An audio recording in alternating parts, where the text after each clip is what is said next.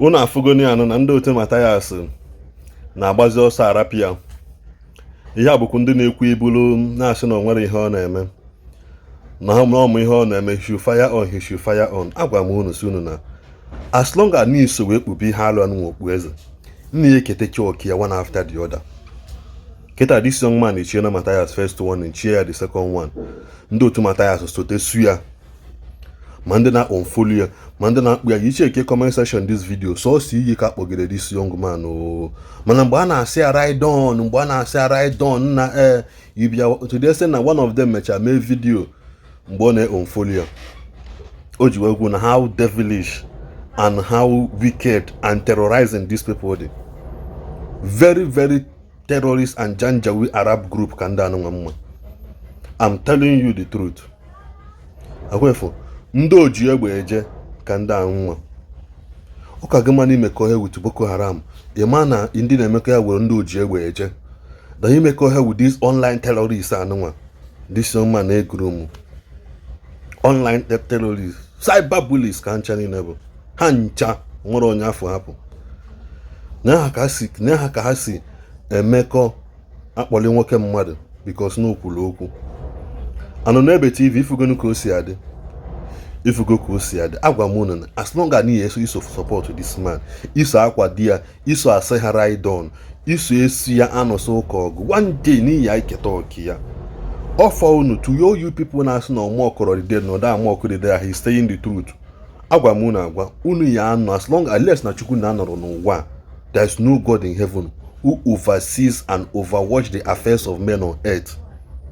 As long as na Chukwu ahụ nọ seated in third heaven above all that watches over the affairs of men.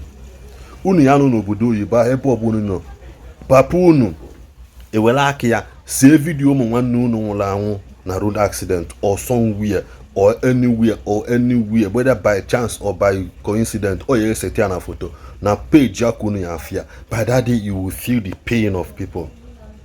You will feel the pain of people. Unu ye feel one after the other.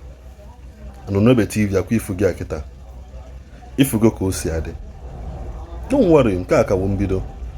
Onye ọbụla sokpubi ihe alụ okpu eje Chike Ọkpara sị na ihe alụ ya ewere ọchịchị andọ ya achịgwa onye ọbụla. Andọ mewego. I love listening to those men too. And na like ige egwu ha. Ịma na ndị abụ ndị tiri mkpu 20 years ago. Na sị gbaalụ na ihe ọsọ na ihe adịrọ mma.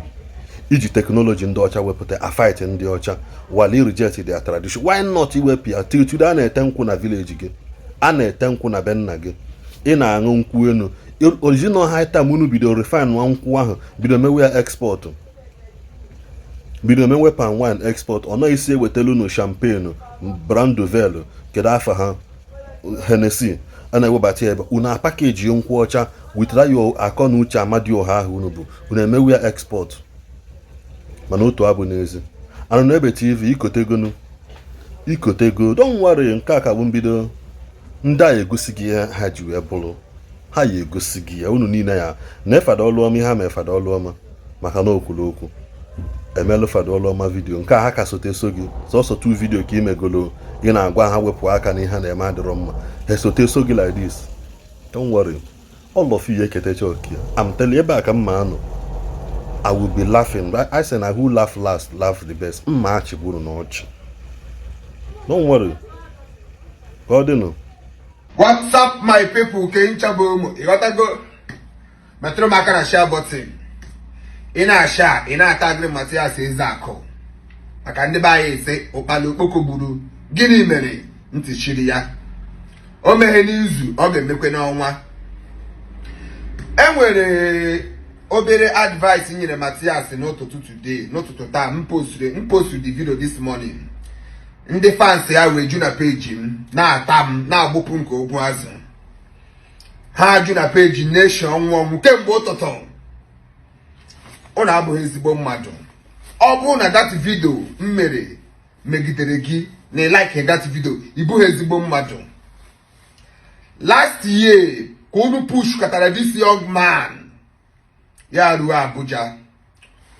Obu ebe ihe eji aṅụ drip n'aka ya were that nara excuse ka e were happy ya ka ọ ga treat onwe ya baa flight mara ka nwuze malọta Ọnịcha banye na moto nwere open roof na-efere n'aka ka ebe popu bịa Nigeria ofe aka na ya afe aka ekpe ofe aka na ya afe aka ekpe anwụrụ ya ka nwanza nwachikwe back ka ọ bịa ọkwa ka o plizie unu ka o ji na-efere unu aka unu abụghị ezigbo mmadụ unu ọmakwa ihe wu inye advice unu ọmakwa ihe wu iji ihe mere were akụzi ihe and ime mockery of onye nwụrụ anwụ.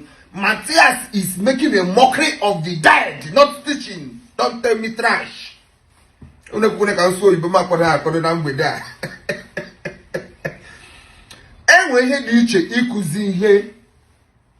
Enwe ihe dị iche ikuzi ihe na ime mockery. Unu fuka everywhere si juo oyi. Unu fuka onye ka ngwure webe ọnwụ. Mere manya mere pon na ka ọnwụ these people. Manda saka na acha achọ. Mathias emere more than 7 posts na page ye. Okushiri chie na aka ya. Biko ndị nna nna anyị ha ndị Arọbụ na-agụ Okafọ Okeke Okorie ime ya na Facebook omenala anyị ma adị confused onye ọ na-eme ya omenala anyị. Mathias Ezeaku ekwensu na afụrụ gị ọja gị na-eme okwe mata ekwensu na afụrụ gị ọja gị na-eme ụnọ maye mmadụ ime okwe etu o saba anafụ ọja onye na-eme isi etu a ndị fans gị 90% bụ ekwensu na-eji nja gị gị na-efere ha isi kpakakpaka ebe ị ga-enweta onwe gị very soon. Trade with caution. Mathias Ezeaku, trade with caution. Mgbe nke Osinachi ọ ga-abụ na Osinachi shi na family rijuru afọ. Mathias ihe mere Osinachi nwụrụ anwụ ịkabere hepụta ije ebe anyị na ọ ga-abụrụ na enwe onye n'ime ụlọ laikere Mathias ihe laikere ụmụ mụrụ ugboro ole kwugoro ezigbo okwu gbasara Mathias. Ekwugo m anything gbasara Ebuka, ekwugo m ezigbo okwu gbasara Ebuka mgbe m mepere this my page. Enwego ụbọchị ụnụ bịara na page ma ụnụ ofu ebe m kwuru ezigbo okwu gbasara Ebuka Obi mana ekwugo m okwu ọtụtụ ugboro because I believe na prophecy, I believe na akpọpụta ga na-agba gị taa na echi. Agwa m na ana m aga ụka mma enye ọfere m ha ribe ọfada ka m na-enye ha ribe ịghọtara mana ọ bụrụ na ọ ịkpọpụta n'ọta akọrọ mpapa anya is not my thing. I don't believe that. Ịghọtago? So etu a this young man nwụrụ kịta anọrọ na ihe mgbu onye ọbụla na-eri uju amabeghị mmadụ ole nwụrụ anwụ. Mathias ụnụ maka ihe ikuzi ọ ịpụta na-agba egwu na Mathias ọ bụrụ na this man succeed nwụrụ then do today in achieve that you can delete those posts he made. Ị ga-delete all of them because ọ dịrị ndụ fụ ihe aha gị na ya ma show ụzọ gị again. Ibu ụzọ wish godi nwunye ya isi ibu ụzọ post nwunye na ya take heart na ya ndo bịazie at the other post imeziri kọbazie rubbish. Enwere mgbe unu fụrụ this young man nwụrụ kịta enwe mgbe unu fụrụ ọ na-anwụ na-eti Jesus ọ mgbe ọ na-eme video ka ọ kpọrọ Jesus once which anything nwere ike ime sọt nwere ike mee kịta nkụja tie Jesus. Ọ bụghị na ọ na-anwụ na-eti Jesus nwanne don't anwanachi gị ọnwụnwa ọ nkụzi ga na-akụzi onye anwanachi gị ọnwụnwa ọ bụghị pụta gị igbopụta. Enwe ihe dị iche ịkụzi ihe na ndị ime mọkịrị. Enwe ihe dị ka enweghị nkụzi na-akụzi amụtabeghị m ofukpuru ihe na ihe na-akụzi. Onye nwụọ gị taa ya jaja gbụpụ onye nwụọ gị ifupụta taa ya onye famili ka na-eri ụjụ. Ndị fans gị na-eji nja gị. Mathias, be very very careful, be very very careful. Ekwensu na afụrụ gị ọja gị na-eme okwe. Very soon where you will see yourself you will not like it. I love what you are doing. Ụka so debe Nigeria Ishi aja today. Anaghị m amụ ọnụ jigijigi ekwuye. Ụka so debe Nigeria Ishi aja today. Enweghị anything na ụka nwere ike imere gị. Enweghị ọrịa ụka nwere ike ịgwọ gị. Enweghị anything na ụka nwere ike ime gị na-abụghọ ịgaruo ikpe ekpere la. Any other thing pastor gị na-agwa gị bụ ka ọ napụta gị ego iji n'aka. Believe it or not. So ndị fans gị na-eji nja gị ndị niile ajụ na my comment section na-akọpa apa anya ọkwa na-akpọ unu. Ọ bụrụ na ihe na-eme adịghọ gị mma you leave my page. Ọ bụrụ na ihe na-eme adịghọ gị mma you pack and go. Ma ndị na-etereti na I'm following you now, who cares? Onye who know whether you existing.